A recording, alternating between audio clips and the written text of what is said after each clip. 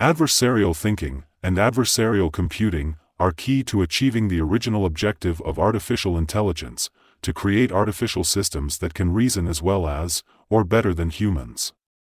The process is twofold: to simultaneously pursue multiple prioritized objectives. First, consider all the options that might be selected to achieve each objective, along with all the factors supporting and objecting to each option, recognizing that the AI will be pursuing several objectives simultaneously, and that some of these objectives will be in conflict.